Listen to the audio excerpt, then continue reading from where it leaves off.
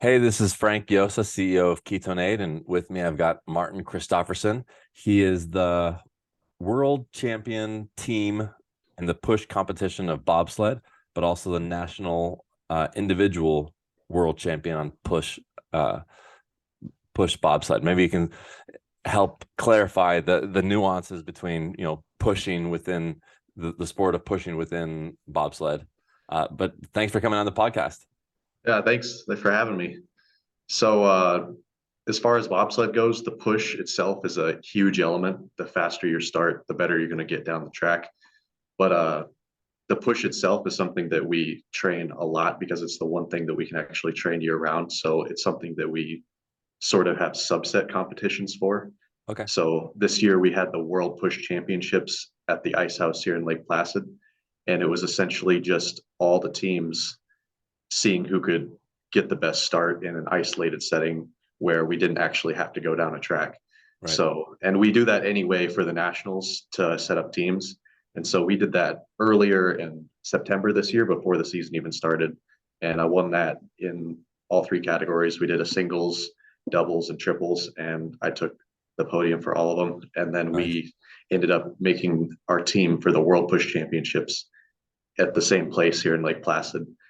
And that was an actual team event. It was a four-man crew. It was a bunch of Team USA athletes, former Olympians. We had Olympic silver medalist sprinter on the team as well. Track And track we, sprinter. yep, Yeah. yeah, track and field. Manny Mitchell, he was a silver medalist in the 400, and we ended up winning that by, I think it was 4/100ths of a second. So Oh just wow. barely came down to winning that, and we were super ecstatic about it. It was the first world title we've won in a long time, and it really, damn, it was a great day. Awesome. Awesome. And your connection to all this world, I should have the book here somewhere. Let me grab it right here.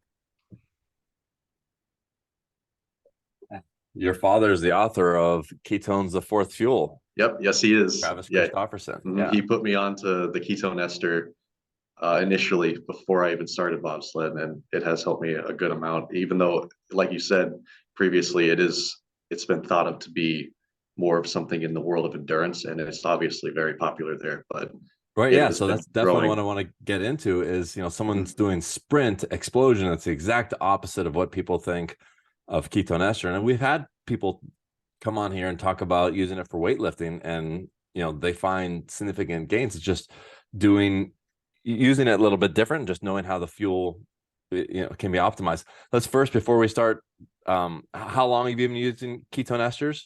Or For about 5 years now is when I wow. started. It's been pretty off and on, but since I started to get on the upper level of bobsled, I've been using it pretty heavily Right. lately. And let's talk about your box jump. You have this very famous, I don't know if it got YouTube viral or anything, but you got some crazy high. How many inches high was the It box was jump? a 63-inch box jump, and that's what got me noticed for bobsled initially. Was I posted that video, and they were like, "Oh, who is this guy? We ought to get So him up for a combine," and they that's what got really me found you. recruited. They found you based on a viral video. Like you didn't submit it or anything. They just like Oh, I came. submitted it. Okay. It was what I knew about bobsled before they knew about me, and but that was Okay. essentially my calling card that got me up here And what is initially. that compared to people in the NFL or other sports that might do a box jump? So people that don't know numbers, how is So that? the box jump, it. So as far as like combines go, we usually measure the vertical jump. The box jump is a good metric though too. You could say like a 63-inch box jump is equivalent to about a 44-inch vertical jump, and that would be like around top 1% like the NFL, NBA. So it's mainly a genetic thing, whether Okay. how good you are at jumping. But Well, it's yeah, got to it be more is. than genetic. You have to Yeah, do I some mean, working out to make that it happen. it is a ton of training too. It just it Right. was something that I kind of just was able to do off of just not exactly being a competitive athlete. Just sort of, I just kind of did it, and Right. but that's why I got into bobsled. Was like I knew I could be good at it based on that. Right. Right. Mm. All right. So how do you use ester? I'm not even sure what your protocols are when you know are you using it before an explosive race or using it just recovery after workouts or before bed? Like what is your protocol? So I've experimented with it a lot because there isn't a ton of research as far as explosive athletes, like you said, endurance athletes that I've talked to, I know a lot who have used it, and they'll use it just as a straight up fuel source a lot of the time before a race. They'll just go through bottles, and then it's pretty much their optimal fuel source. But for me, unfortunately, my optimal fuel source is still glucose for racing, at least for when I need to really perform. But from what we've seen, and this is my opinion as well, is that the optimal state of a human being is still going to be running on ketones, because glucose just in itself, it's very inflammatory. It's a very poor fuel source, but it just happens to be the best fuel source for fast twitch muscle fibers. But in the long run, to just be purely running off glucose, I see let's that talk as about a the fast detriment. twitch and glucose concept. And I was asking, I don't know if it was Bill Curtis about this and about your explosive, but isn't the initial explosion actually not glucose, but is it creatine or something related to that actually is that millisecond explosion? Oh yeah, it's ATP for the most part. The glycogen, I believe it just starts to get burned over time. Once you hit glycolysis, you're not in an aerobic state anymore. Yeah, I thought it was some sort of creatine, something related to creatine that was the initial explosion, and not so much even glucose. Yeah, but for me, it'd be more of a sustained explosion. We're pushing over the flat and then down the hill. So that how many seconds of actual pushing are you doing? Between 5 to 6 seconds. So it is quick, but it's an explosive hit, push, then we go down the hill, then it's a quick load into the sled. So it's sort of a sequence of explosiveness. And we train that. We'll do multiple pushes in a training session and multiple lifts. So unfortunately, like I said, if we want to make the most of that, we need to still be running off of some element of glucose. Well, I do. So you think so? There's a huge difference with one push versus you're saying now, in working out multiple pushes. And I do wonder whether the ketone helps with that multiple push, where on your fifth push, your teammates are, shot, but then you somehow, are able to recover in between. I can kind of see that, being, not necessarily game day where it's like a one push go, but a workout when you've got, do you notice anything there? Oh yeah. And that's one thing. There's a huge difference between a competition day and a training day. Yeah. Like if I'm just training, I'm slamming KE4 right before. I'm slamming ketone salts beforehand and after, before I go to bed too, because it will help me. I'll just feel good the whole time. How much are you taking for your workout, and are you combining it with glucose if you're doing 5-10 pushes workout? Yeah, I am combining it with glucose. I'll do about 10 milliliters beforehand and 10 milliliters afterwards. Before I was going crazy. I do like 50 in a day. And at that point, I kind of I felt great, but I think we talked on the phone at one point and you said I might be overdoing it. My dad told me I might be overdoing it. And so I cut it back a bit. And you found it to be equally as useful or even better? Like I felt about the same, just in the long run. I think the 10 milliliters is just a little better for me because I am putting so much fuel in my body anyway. Like I'm eating a lot of glucose. Like I'm eating close to 5,000 calories anyway. 50-60, it's going to drop your blood sugar too much. That too, I'd get bonked out. Yeah, I'd feel like I was going to pass out sometimes. Yeah, that's low blood sugar. That's taking too much estrogen. I have had conversation with Tour de France cyclists. They say, "Oh, I stopped using ester in the race because my top speed and I felt lightheaded." Like, no, you just took too much. You don't need to go from 60 mLs to 0. So you're taking 10 mLs before the 2-hour workout and then 10 mLs after, or 10 mLs before like every burst session? 10 mLs before the workout, then 10 mLs immediately after. And then on off days, I'll do that as well, even if I'm not training. And how many hours is a typical workout where you're doing multiple explosions? It would be about 2 sessions, both sessions being 2 hours long, and 1 in the morning, 1 in the evening. Oh, okay. So that's another thing. So one thing is that 2-hour period, but then the recovery, that 10 mLs afterward, you can maybe even go up to 15 mLs if you, because when you take it for recovery, you don't have the risk of running your blood sugar too low. You don't have that like I'm going to feel zonked and lightheaded. So you could go up maybe to 15 mLs, but there should be a noticeable difference in that second workout. I was just talking to a college football team athletic trainer.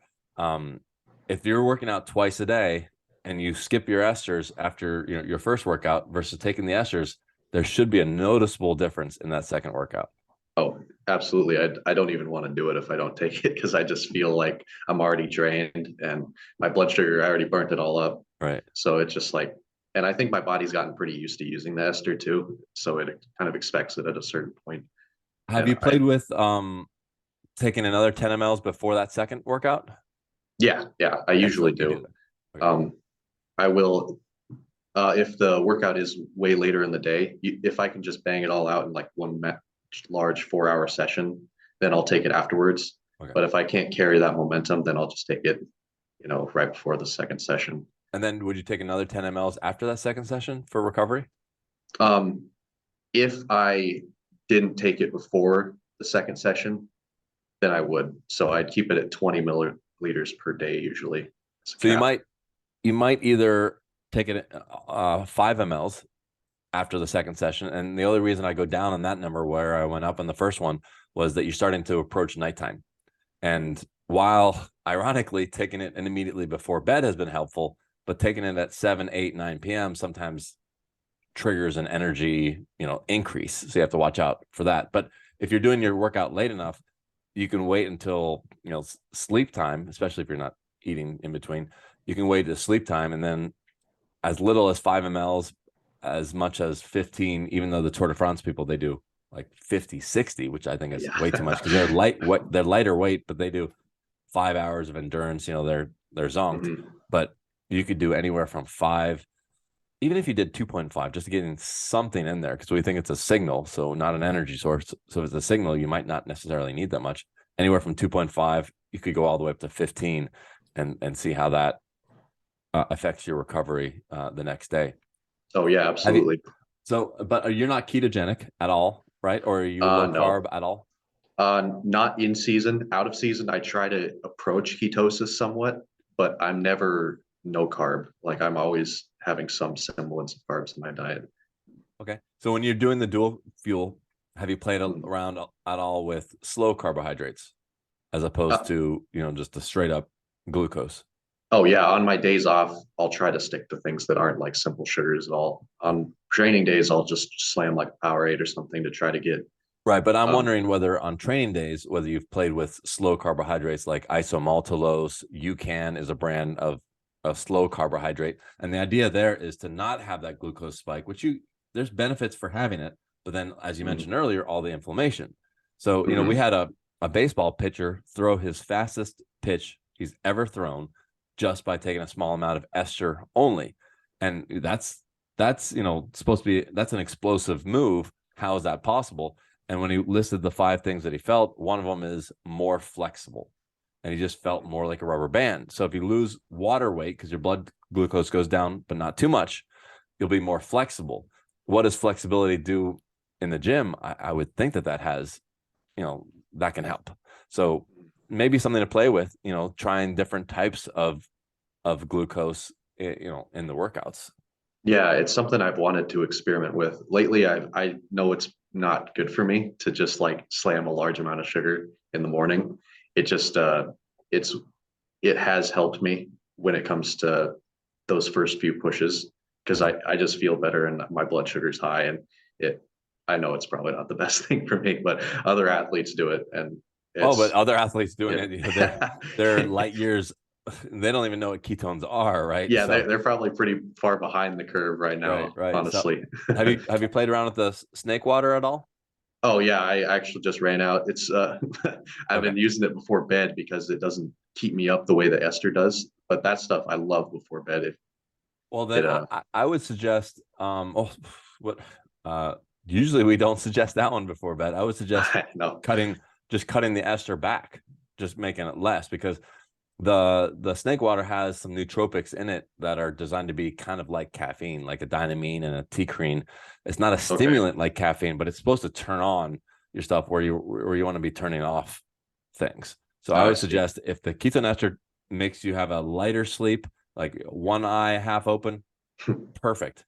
You cut, is that what happened? Like you just felt like a light sleep all night? Yeah, Like, a little bit. Yeah, because it gives me such like this clean energy that it's yeah. hard to Then you have ignore to it, you know? cut it back by 50%. If it doesn't work again, you cut it by 50%. So that's what Okay. it is. And if you have a really, really hard day, you just, you know, your 1 day a week that's exponentially hard, you'll find that you can go up a little bit.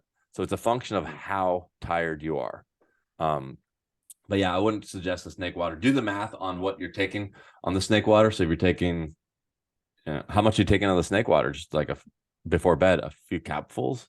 Yeah, a few caps. I'd say about close to 10, between 10 and 15 milliliters Okay. before So bed. that's the equivalent of, that'd be like 2.5 mLs of KE4. That's like half of a capful Okay. of KE4. So you could even get, you know, that'd be a time to bring in the KE1 actually, because KE1 is this similar blend, similar dilution, you know, within 20%, but without all those other ingredients that might, you know, turn on the mind. So it'll allow you to take a little bit more ester without that sleep effect. So if you switch to the KE1, then you can, you know, pour out smaller amounts. It's more diluted, so it's easier, because otherwise you'd have to get a medicine dropper of the KE4 and get, you know, 1 or 2 mLs, which is fine. You can do that. I could do that. Yeah. Do that as well. So yeah, try that and see how that works. But yeah, for the workouts, the snake water has that dual fuel, has a glucose, not glucose, but has a slow carbohydrate that keeps your blood sugar from tanking too much. That's why it was designed, because the KE4, as you know, when you took too much, it dropped your blood sugar too much. Well, this kind of gives it a little bit of a floor, a baseline, without giving you the blood glucose spike. So that's the idea behind that one. So I'd play with that, with and without that drink. I mean, we have now I don't have it in front of me. I should always have all my products available. We have the black and white version, but the 12-ounce version of snake water. So you're drinking a 12-ounce of, you know, Powerade. Try one of those, you know, beforehand. Now the total fuel and calories might be too low for what you need, but definitely something to, you know, consider playing with. What else do you notice in the gym on days that you do use the ester versus not using the ester, both good and bad, as far as more reps or less weight or whatnot? I'd say the only negative is that usually initially I don't feel that insane amount of power that I would if I were to just load up on blood sugar.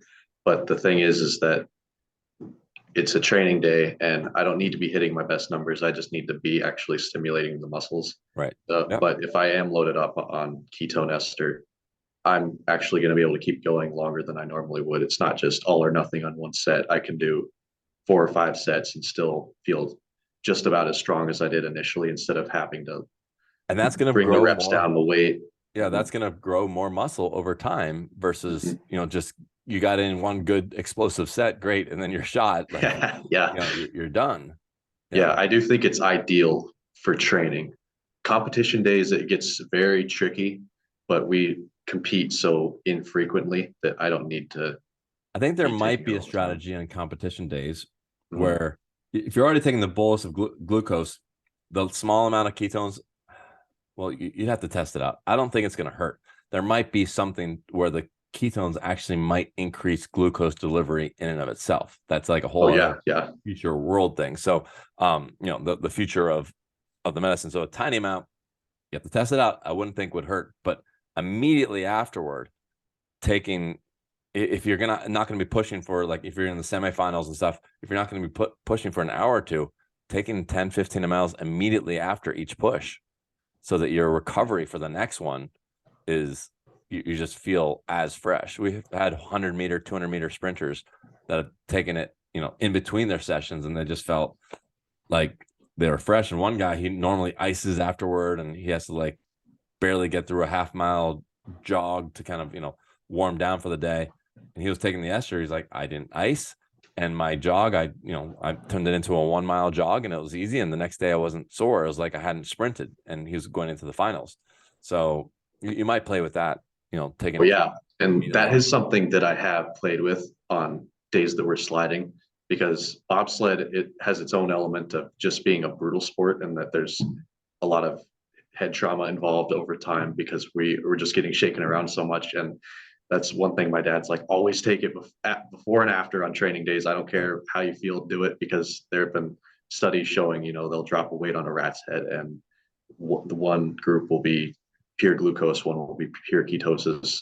The ketone group is regenerating fully, where the glucose group is basically brain damaged for the rest of their lives. Well, yeah, well, I might be wrong on the paper, but my understanding was that they did give a traumatic event to the mice, and then afterward, half the group stayed on glucose and they could never get through the whole maze like they were previously. And the ketone, once they gave the other group ketones, they were able to follow and go through the maze at the same time as their baseline. And I said to Dr. Veach, like, no, they had to have been like 10%, 20. They just had a TBI. They had to be 10, 20% slower. It's like, what part of baseline do you not understand? Like, they went back to baseline. And what happens there is, in a TBI, we think that the glucose is being blocked. The delivery to the brain is being blocked. So there's this other pathway, which is the ketones, that just fully fuel the brain, bring it back to normal. Doesn't mean that it's healed. There's a big difference. Just because your brain is fueled doesn't mean that the damage has been healed. But yeah, the mice were able to, walk the maze at the same speed as before. Yeah, it is still very promising, and I do generally feel a lot better. Like if I go without it, I kind of just feel like I got thrown off a hill, and or I got stuck in a washing machine for an hour. And I know it's not. So did I ever tell you that I've done a 4-man bobsled down an Olympic track once? Did I tell you? Oh, really? Oh, yeah. I don't think you have. Yeah, in Park City. Oh, really? Park City, as a tourist. There, it was more than 10. It was 25 years ago. They had some program, and it was like a once in a lifetime that you could, be the. I think they threw us in the middle because they didn't want us driving and they didn't want us having the brakes. So it was like 2 tourists in the middle, and oh my goodness, we had to sign all these waivers saying if you have any back pain or anything. And yeah, there was a lot of rattling, and that was that was definitely a bucket list thing. Oh, to be able to go down. I think one of them was like an Olympic, the driver, that's the way that they get paid is, taking tourists down at, God knows the speed. I'm sure we didn't go even 90% as fast as, full speed, but it was, pretty fast. Oh yeah. It's you can imagine if you're doing that multiple times per day, it's just going to take a toll, not just on your brain, but the rest of your body. So just being able to regenerate from that and exercise at the same time can be very hard. So we try to find ways to get around that. And actually, I did want to talk a little bit about one of my teammates, Kaylee Humphreys. She's probably the best bobsled pilot who has ever lived. She's multiple gold medals at the Olympics, multiple world championship wins. In my opinion, she's debatably the best pilot of all time, but in my opinion, she really is. And she has been bobsledding for almost 20 years now.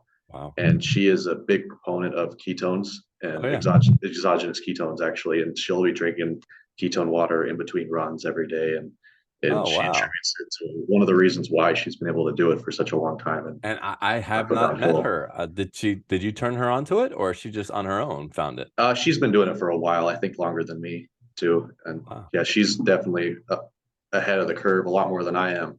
And it's one of the reasons why she's been able to keep going with the sport too. Football players, they feel it exponentially easier. So sometimes when there's like a regular sport, cyclist, we send out a sample and there's just a whole protocol on how to take it and will they feel it, and glucose, empty stomach, all these different things that I'm like crossing my fingers whether they'll come back saying that it worked. Oftentimes it'll take 3 or 4 attempts. Sometimes the first 2 attempts are so bad that the cyclist, one guy said that he had to have his wife pick him up like 2 hours away because he just zonked. And he said that was good because it was better than feeling nothing on the ketones. He knew that something happened and when he finally got it to work, he freaked out. But a football player, I just went to this, university to meet with the athletic director, and 5 or 6, 7 guys all were taking the ketone ester, and each one of them said that they felt it the first time that they took it.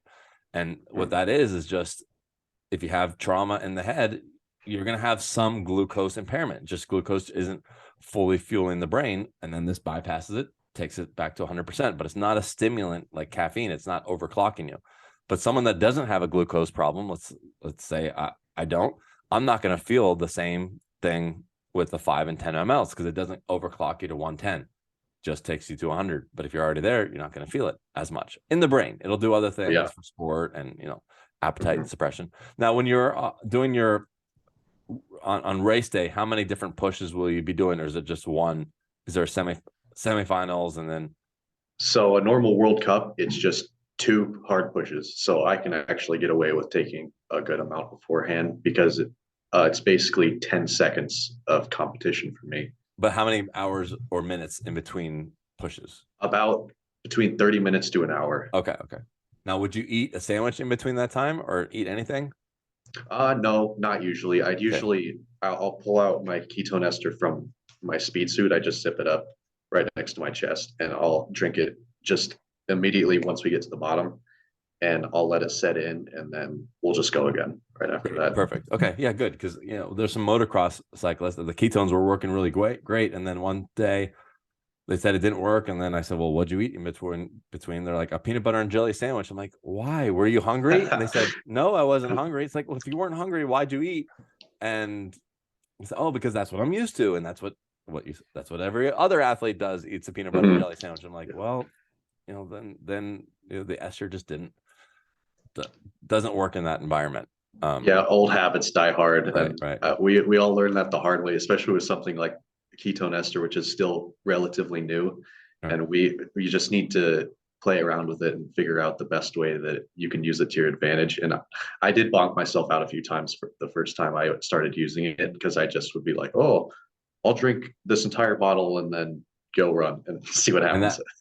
Because more is better, right? So you're drinking an entire bottle of the KE4. Being fully fueled by glucose my entire life up until that point, I would drink an entire bottle. And do you see any what do you see the future holding for ketones and ketogenic diet off season and coming back, you know, being non-keto on season? What do you see as the future? So for me, I think I'll probably stay the same until we get more research. But as far as athletics as a whole, I think the endurance world is catching on a lot quicker, obviously, because it's so beneficial and just such a massive advantage for those who use it properly. But the power sports area, like what I do, I think it's going to take some more research or some more prevalent figures within the sport to really start turning multiple people onto it. But I think in time, it will be a pretty big thing. Yeah, the no-brainer use is the people that do 2 workouts a day. Like, that can't be hard to do a clinical trial. Like, you're doing a 2-hour session in the morning, 2-hour session at night. Like that, when someone tells me that that's what they're doing, I'm like, oh, this will be easy. Sometimes people tell me, oh, I ride 4 hours a day on the bike. The protocols are tricky after 90 minutes. But 2 workouts a day is on the short list of the easiest things to see a benefit, you know, in recovery. And one guy even says, he was a bodybuilder. He admitted that he'd used steroids before. And he said that when he used ester, it was more powerful for him than steroids.